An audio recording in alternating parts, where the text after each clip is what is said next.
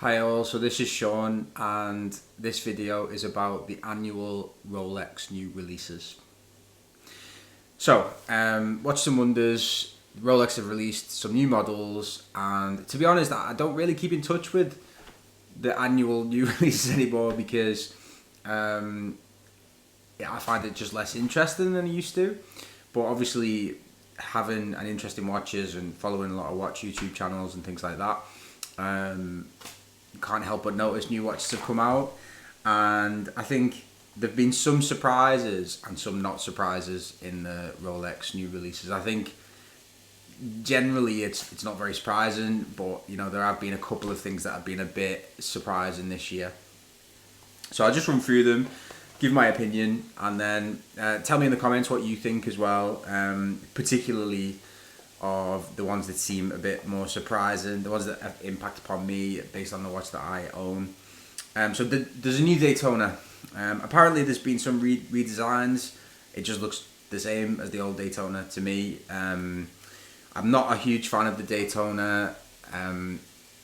If someone offered me one, I would take it because I could sell it and buy 3 other watches, but a new Daytona, great.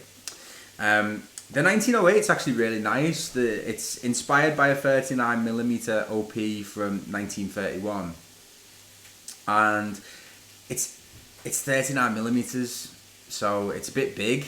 It's inspired by an OP from 1931, and it's 39mm. It's a little bit big for a dress watch, but it is a really nice watch. I mean, I thought it was a Cellini when I first saw it. It doesn't appear to be.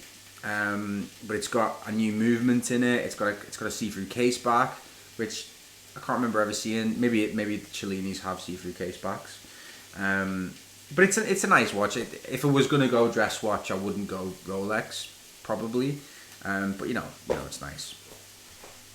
And then there's the Yachtmaster 42. It's in titanium. It's got a satin finish and it's 42mm. It's fine. It doesn't really do it for me. If I was going to buy a titanium watch, I probably wouldn't buy a Rolex. I don't know the retail price on any of these. I haven't really checked that out. I'm more interested in the watches because I haven't got the money for them anyway. I wouldn't be able to get them even if I did. But yeah, titanium watches are cool. Really light and comfortable. This is the second watch that Rolex have released in titanium. And it's okay. It's not really my cup of tea, really. There's a new Sky Dweller. Apparently, according to Rolex, solid white gold makes a return to the lineup. It just looks like any other Sky Dweller to me. It's a nice watch. It's too big at 42mm for me. I've held a Sky Dweller. It's nice. It looks like a Datejust but bigger. But it's got obviously additional features and it's an annual calendar. It's a nice watch, but again, I'm sorry that I'm not really expressing that much enthusiasm for these watches. I don't really have that much enthusiasm for Rolex new releases anymore because they are a little bit boring and samey. And for someone who owns a 39mm Explorer, it's like Rolex are trying to annoy me by making my watch obsolete. So thanks, Rolex. A two-tone and yellow gold GMT on a Jubilee bracelet. I love a two-tone Jubilee GMT. I think they're amazing. It's still 40mm, unlike the Submariner, which is 41.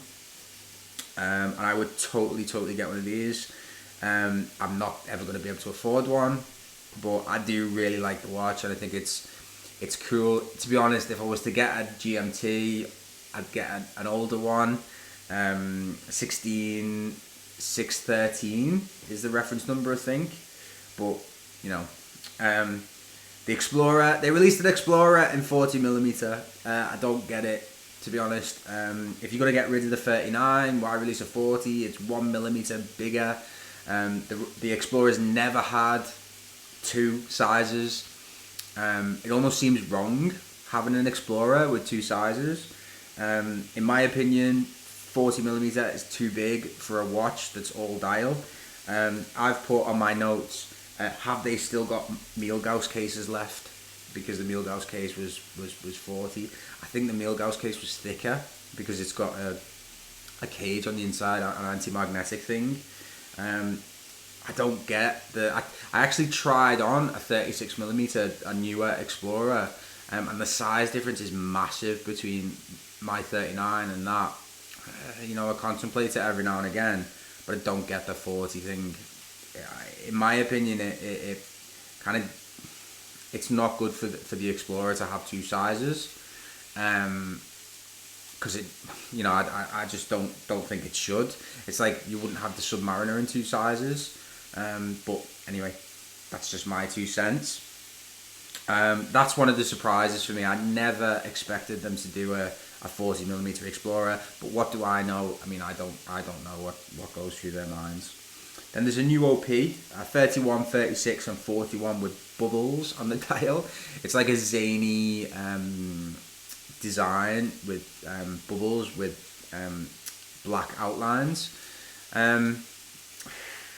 It's one of the surprises as well, because Rolex don't really do zany.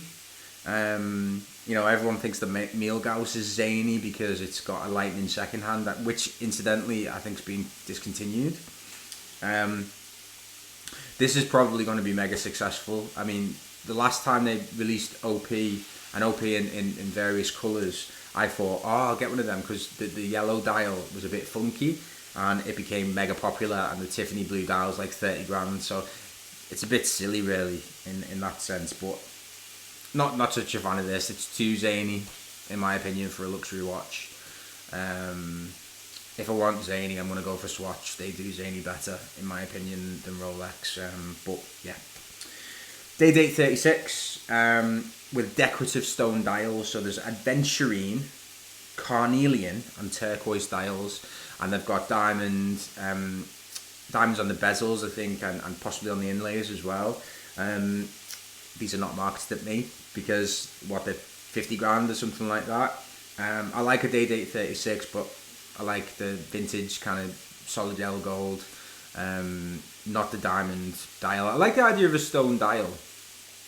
The idea of it, whether in practice I would like it, is another thing, but I'll probably never hold one of these in my hand because nobody would allow me to look at one. So those are Rolex's new releases. There's some other new releases that have been quite interesting. The Black Bay 54 looks really nice and it's a really decent size.